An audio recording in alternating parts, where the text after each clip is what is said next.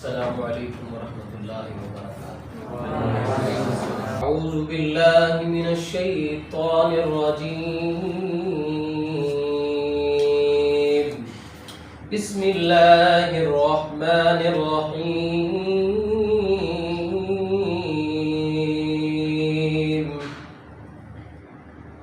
کلا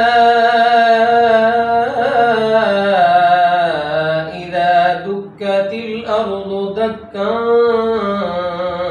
دكا وجاء ربك والملك صفا صفا وجيء يومئذ بجهنم يومئذ يتذكر الإنسان وأنى له الذكرى يقول يا ليتني قدمت لحياتي فيومئذ لا يعذب عذابه أحد ولا يوثق وثاقه أحد آمنت بالله صدق الله العلي العظيم صلى الله عليك يا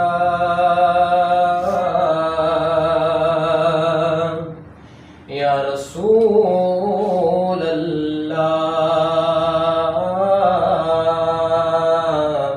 وسلم عليك يا حبيب الله۔ یہ شان حسین پہ دو اشعار ہیں۔ اے حسین ابن علی، اے حسین ابن علی، تیرا زمانہ یاد ہے۔ اے حسین ابن علی، تیرا زمانہ یاد ہے۔ اے حسین ابن علی، تیرا زمانہ یاد ہے۔ چھوڑ کر طیبہ تیرا کربل کو جانا یاد ہے۔ چھوڑ کر طیبہ تیرا کوفہ کو جانا یاد ہے۔ اور تیروں کی برسات میں، تیروں کی برسات میں چھوڑی نہ سید نے نماز۔ تیروں کی برسات میں چھوڑی نہ سید نے نماز۔ اور تیروں کی برسات میں پڑھنا دوگانا یاد ہے۔ اے حسین ابن علی، تیرا زبانہ یاد ہے۔ اور نسبت تیری قرآن سے، نسبت تیری قرآن سے، اور نعت کے قرآن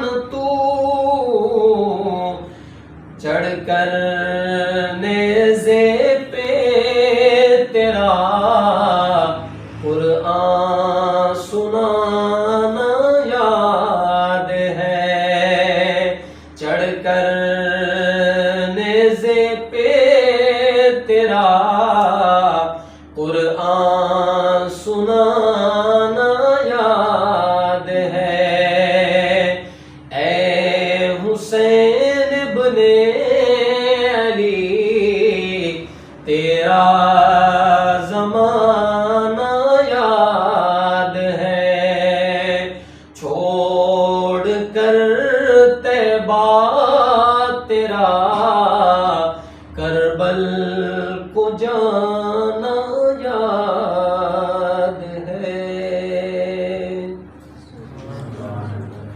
نحمده ونصلي ونسلم على رسوله الكريم اما بعد.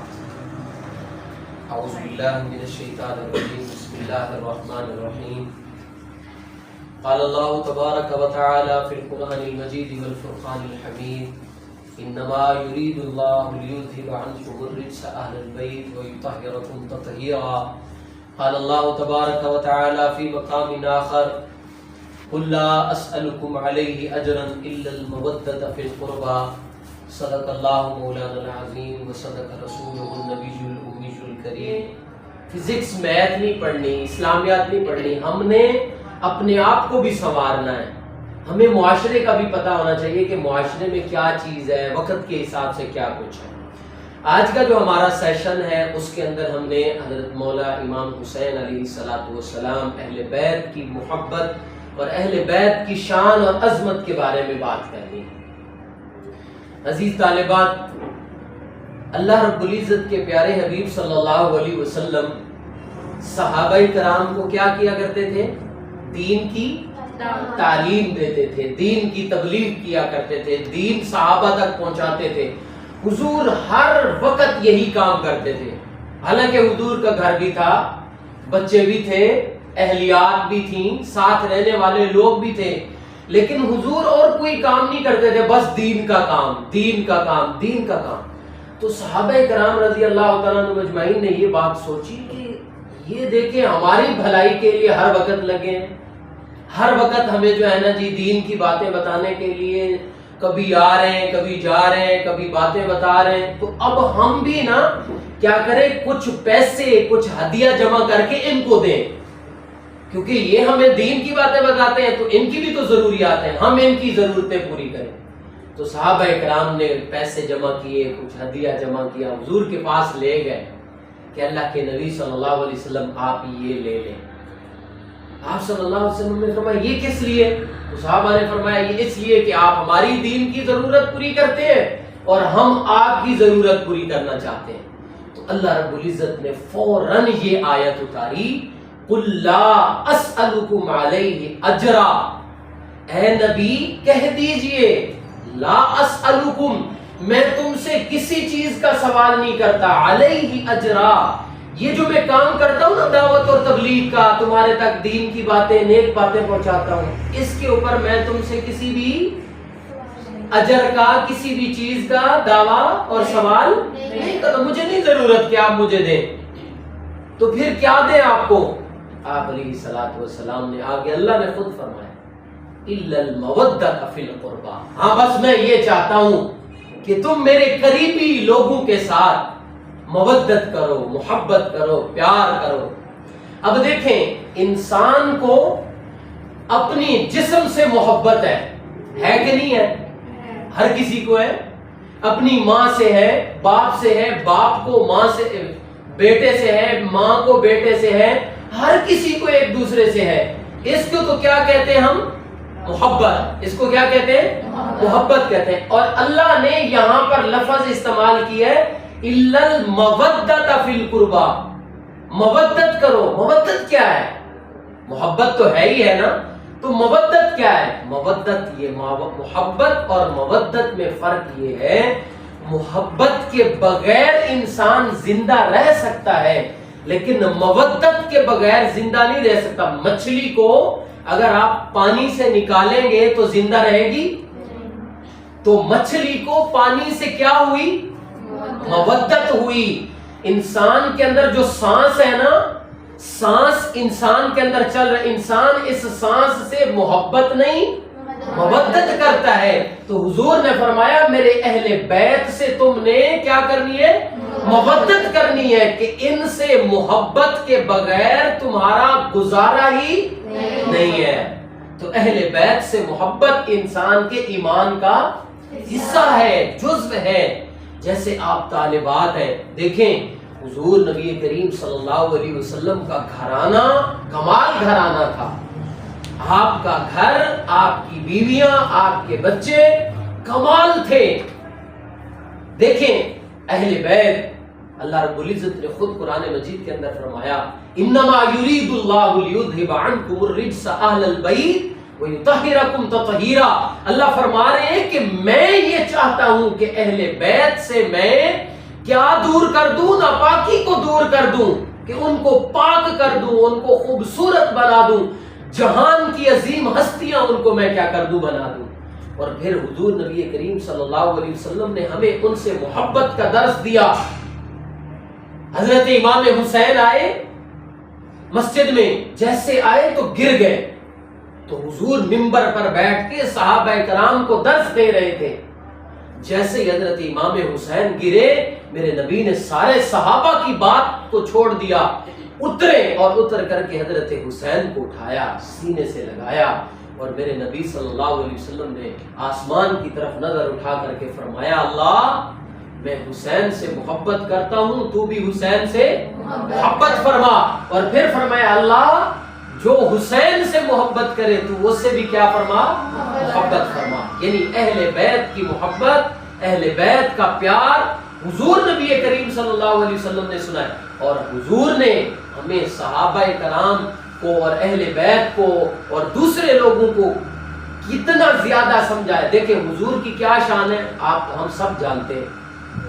اللہ رب العزت نے 18,000 مخلوقات بنائیں، اور 18,000 مخلوقات میں سے سب سے افضل کنے بنایا؟ انسان کو. اور انسانوں میں سے سب سے افضل اللہ رب العزت نے کس کو بنایا؟ آپ صلی اللہ. انبیاء کو، اور انبیاء میں سے سب سے افضل آپ صلی اللہ علیہ وسلم کو.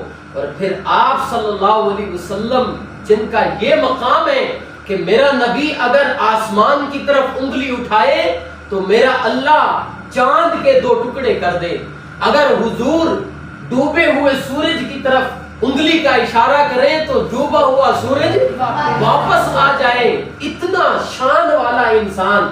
حضرت امام حسین چھوٹے سے ہیں، آ گئے، فرمایا نانا جان میں نے باہر دیکھا ہے بچوں کو کہ وہ اونٹ کے اوپر، گھوڑوں کے اوپر سواری کر رہے ہیں، اور میرے پاس سواری نہیں ہے، میں سواری کرنا چاہتا ہوں. اب حضور نبی کریم صلی اللہ علیہ وسلم نے فرمایا اچھا میرا بیٹا سواری کرنا چاہتا ہے، آ جاؤ جی. حضور زمین پر لیٹ گئے. جیسے ہوتا ہے نا کہ انسان اپنے بازو یہ کرتے ہیں، اپنے گھٹنے، تو ایسے ہو گئے. فرمایا آ جاؤ جی حسین بیٹھ جاؤ. اب حضرت امام حسین آپ کے کندھوں پر، آپ کی پیٹھ پر سوار ہو گئے. پیار کرتے تھے نا، لاڈ کرتے تھے حضرت امام حسین، ہر بات منوانا چاہتے تھے. فرمایا نانا جان میں نے تو باہر جس بچے کو دیکھا نا سوار، اس کے ہاتھ میں اس کی سواری کی تو لگام تھی، تو میری سواری کی تو لگام نہیں ہے، لہذا مجھے بھی جو ہے نا جی لگام چاہیے. اب حضور ہر بات مانتے تھے اپنے نواسوں کی. ایک روایت میں پڑھا ہے کہ حضور نے ایک سرخ رنگ کا دھاگا اٹھایا اور اپنے منہ میں ڈالا، اور ڈال کر کے ایسے پیچھے حضرت امام حسین کو پکڑایا، اور میں میرے بیٹے پکڑو آپ کی سواری کی بھی لگام ہو. اور ایک روایت میں پڑھا کہ حضور نبی کریم صلی اللہ علیہ وسلم نے اپنی مبارک کیا زلفوں کو کھولا اور فرمایا حسین ان کو پکڑو یہ تمہارے لگام ہے. اتنے زیادہ شان والے لوگ.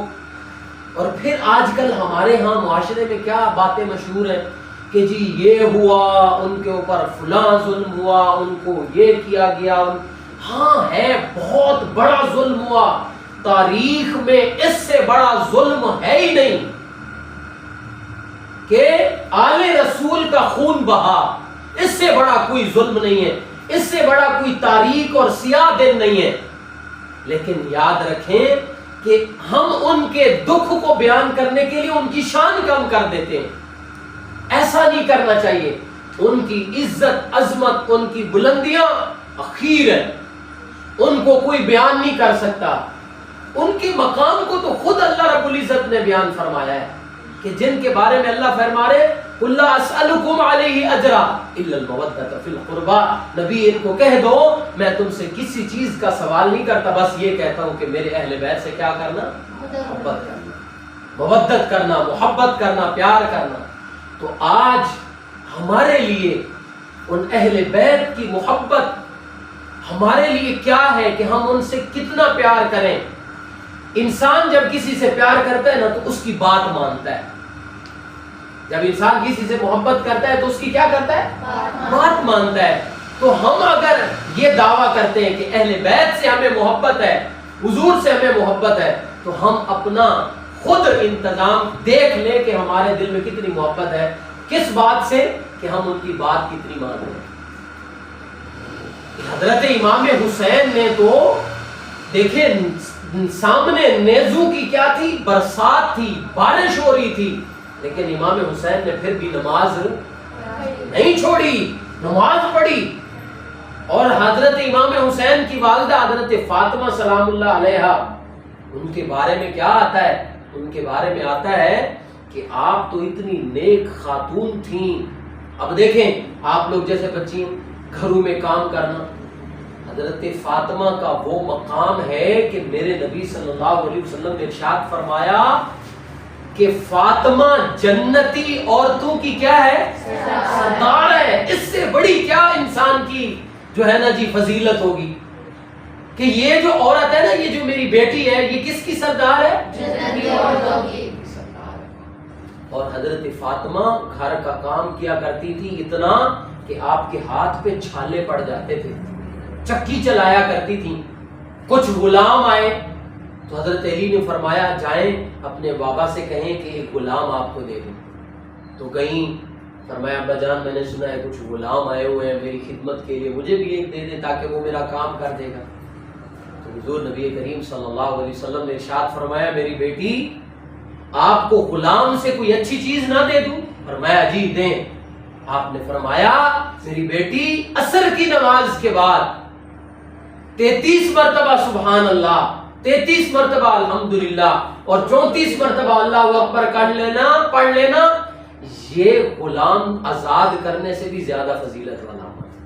اور میں نے آپ کو ایک بات بتائی تھی، حضور کی حدیث ہے جو بندہ کسی غلام کو آزاد کرے گا، غلام کے اس ہر اعضاء کے بدلے میں اللہ اس کو جہنم کی آگ سے کیا کرے گا؟ تو حضرت فاطمہ نے فرمایا مجھے غلام کی ضرورت نہیں، اتنا بڑا تحفہ مجھے دے دیا ہے. اور حضرت فاطمہ کا ایمان دیکھیں، آپ کی عبادت گزاری دیکھیں. سردیوں کی راتوں میں حضرت فاطمہ عشاء کی نماز کے بعد 2 رکعت کے لیے ایک دفعہ اللہ اکبر کی، فجر ہو گئی، حضرت بلال نے اذان دے دی، بس جلدی جلدی آپ نے 2 رکعتیں مکمل کی اور دعا کی یا اللہ سردیوں کی رات بڑی ہوتی ہے، یا اللہ تیری رات اتنی چھوٹی ہو گئی کہ فاطمہ 2 رکعت نفل نہیں پوری پڑھ سکتی. ایسے لوگوں کو ہم مانتے ہیں، ایسے لوگوں سے ہم محبت کرتے ہیں. تو ان کا کیا طریقہ کیا تھا، ان کا طرز زندگی کیا تھا؟ ان کا طرز زندگی یہ تھا کہ جو کچھ ہو جائے دنیا میں اللہ اور اس کے رسول کو راضی کرنا ہے، اللہ کو راضی کرنا ہے، رسول اللہ کو راضی کرنا ہے. تو اہل بیت کی محبت اور اہل بیت حضرت فاطمہ سلام اللہ علیہ، حضرت حسین، حضرت حسن، آپ لوگوں نے فرسٹ ایئر والوں نے پڑھا ہے. ہم نے سورۃ آل عمران میں آیت مباہلہ پڑھی ہے، اس میں کیا فرمایا تھا حضور نے ان لوگوں کو، ان 4-5 لوگوں کو لے کر کے گئے تھے تو کیا فرمایا تھا؟ ان نجرانیوں نے کہا تھا ان کے پادریوں نے کہ اگر تم کیا کرتے، مباہلہ کرتے تو تم برباد ہو جاتے. کہ حضور ان لوگوں کو لے کر کے آئے تھے کہ جن کو اللہ بہت محبت کرتے ہیں. سمجھ آئی؟ تو اہل بیت سے محبت ہمارے ایمان کا حصہ ہے. کل قیامت کی صبح اگر کسی چیز کو دیکھا جائے گا کہ آپ نے نیک اعمال کتنے کیے، دیکھیں آج اگر لوگ حضرت بہت سارے لوگ ہیں جو حضرت علی سے نفرت کرتے ہیں، نعوذ باللہ، اہل بیت سے جو ہے نا جی بغض رکھتے ہیں، نعوذ باللہ. قیامت کے دن آپ خود سوچیں، ہم دنیا میں نہیں کرتے کہ ہم اپنے گھر والوں سے، بہن بھائیوں سے ہر کوئی محبت کرتا ہے. ہم دیکھتے نہیں ہیں کسی سے اگر یہ ہو جائے تو ہم سب سے پہلے اپنی رشتہ داری کو دیکھتے ہیں کہ اس کا ان کے ساتھ کیسا تعلق ہے. تو کل قیامت کی صبح جب ہم حضور کے سامنے جائیں گے تو اگر خدا نہ خواستہ اہل بیت کی ذرا بھی دل کے اندر نفرت اور بغض ہوا تو حضور کے سامنے کیسے جائیں گے؟ کیا حضور نہیں کہیں گے، نہیں فرمائیں گے میرے گھر والوں سے تو تمہارے دل میں نفرت تھی، اب میرے پاس کیا لینے آ گئے؟ تو اس دن پل صراط سے یا حضور کی شفاعت کبھی بھی نہیں ملے گی اگر دل کے اندر ذرا برابر بھی انسان کے اہل بیت کے بارے میں نفرت ہوئی۔ یاد رکھیں، حضرت امام حسین کو اللہ رب العزت نے ہر چیز چن چن کر کے دی، ہر چیز چن کے دی۔ ہمارے ہاں بچے پیدا ہوتے ہیں تو ہم کتنا پہلے نام سوچ کے رکھتے ہیں، یا اگر ہو تو اپنے پیر صاحب کو، اپنے کسی بزرگ کو، اپنے والد صاحب کو کہتے ہیں کہ جی نام بتائیں جو بڑا پیارا ہو۔ حضرت امام حسین پیدا ہوئے، حضرت علی نے حضور نے فرمایا کیا نام رکھا ہے؟ فرمایا جی میں نے حرب نام رکھا ہے۔ حرب یہ بھی برا نام نہیں تھا، حضور نے فرمایا حرب نہیں علی، میں نے اس کا نام آج سے حسین رکھا ہے۔ نام کس نے رکھا؟ آپ صلی اللہ علیہ وسلم نے۔ اچھا جب بچہ پیدا ہوتا ہے تو پیروں سے، بڑے بزرگوں سے اس کو گھٹی دلواتے ہیں، لعاب دہن اس کے منہ میں ڈلواتے ہیں بزرگ تاکہ یہ ان جیسا بنے۔ اللہ میں قربان جاؤں کہ حضرت حسین پیدا ہوئے تو گھٹی کس نے دی؟ نبی کریم صلی اللہ علیہ وسلم نے، آپ نے۔ اور وہ لعاب دہن کہ حضور کے لعاب کی کیا برکت ہے کہ ایک صحابی نے چھپ کر کے غزوہ خیبر کے موقع پہ، غزوہ خندق کے موقع پہ حضور کی نا کیا کی؟ دعوت کی، اور ایک ہی چھوٹی سی بکری تھی کہ جس کو ذبح کرتے ہیں اور حضور کو بلائیں، بس 2-4 لوگوں کو بلائیں۔ اب وہاں خندق کے موقع پہ تو بہت سارے لوگ تھے، تو جب وہ بلانے گئے ان کی بیوی نے بھی کہا کہ تھوڑے لوگوں کو بلا کے لے آنا۔ اب جب انہوں نے جا کر کے حضرت ابو طلحہ نے فرمایا حضور آپ کی دعوت کی ہے، 2-4 لوگوں کو لے کر کے آئیں۔ اب جب حضور نبی کریم صلی اللہ علیہ وسلم کو یہ بات پہنچی تو حضور نے فرمایا آ جاؤ بھی ابو طلحہ نے دعوت کی ہے۔ وہ تو سارے بھوکے تھے، وہ سارے صحابہ آ گئے۔ اب کیا، وہ جب حضرت ابو طلحہ بھاگ کے اپنی بیوی کو جا کر کے بتایا، وہ تو حضور نے سارا کام خراب کر دیا، وہ سارے آ رہے ہیں، اب کیا کریں؟ اب جب حضور آئے تو میرے نبی صلی اللہ علیہ وسلم نے اپنا لعاب اس آٹے میں اور اس سالن میں ڈالا، جو 2-4 لوگوں کا کھانا تھا وہ 100 سے بھی زیادہ لوگوں نے کھایا۔ یہ برکت تھی میرے حضور کے لعاب کی۔ ٹھیک ہے، تو لعاب کس نے دیا حضرت حسین کے منہ میں؟ نبی کریم صلی اللہ علیہ وسلم نے۔ اور پھر حضور نبی کریم صلی اللہ علیہ وسلم، اب لعاب حضور نے دیا، انگلی پکڑ کر کے حسین کی حضور چلتے ہیں اور حضور فرماتے ہیں الحسین منی وانا من الحسین، لوگو حسین مجھ سے اور میں حسین سے ہوں۔ اتنا بڑا مقام۔ اور پھر حضور نبی کریم صلی اللہ علیہ وسلم اگر حضرت حسین کو لے کر کے چلے جہاں جہاں گئے اور یہی اعلان کیا لوگوں جو اس سے محبت کرے گا وہ مجھ سے محبت کرے گا، جس نے اس سے بغض رکھا اس نے مجھ سے بغض رکھا، اور جس نے مجھ سے بغض رکھا نا اس کا ٹھکانہ کیا ہے؟ جہنم ہے، وہ جہنم میں جائے گا۔ تو حسین کو اللہ نے ہر چیز کا مال دی، باپ دیا تو ولیوں کا سردار دیا، ماں دی تو جنتی عورتوں کی سردار دی، نانا دیا تو کیا فرمایا کہ تمام انبیاء کا سردار ہے، اور اگر نانی دی حضرت خدیجہ تو حضور نے فرمایا حضرت خدیجہ جیسی اور کوئی عورت دنیا میں نہ ہے نہ ہوگی۔ اور اسی طرح اللہ رب العزت نے اگر حسین اور حسن کو مقام عطا فرمایا تو فرمایا یہ جنتی نوجوانوں کے سردار ہیں۔ اللہ ہمیں اہل بیت کے نقش قدم پر چلنے اور ان کے جیسی زندگی گزارنے کی توفیق عطا فرمائے۔ یاد رکھیں امام حسین نے کربلا کے میدان میں اپنا سارا خاندان گھر قربان کر دیا، سب کچھ چلا گیا تھا، لیکن حضرت امام حسین نے اس وقت بھی کھڑے ہو کر کے قرآن پڑھا اور کہا لوگوں قرآن کو کبھی نہ چھوڑنا، نماز پڑھی اور فرمایا لوگوں جان جاتی ہو چلی جائے لیکن آپ نے نماز نہیں چھوڑنی۔ تو آج کے ہمارے درس کا یہ کیا نتیجہ اور خلاصہ ہے؟ صرف اور صرف یہ کہ اہل بیت سے محبت ایمان کا حصہ ہے، اس کے بغیر انسان کبھی کامیاب نہیں ہو سکتا۔ اور دوسرا اہل بیت نے جو کام کیے ہم نے وہ کام کرنے ہیں۔ امام حسین سخی تھے، حضرت فاطمہ سخی تھیں، اور حضرت رسول اللہ صلی اللہ علیہ وسلم سخی تھے،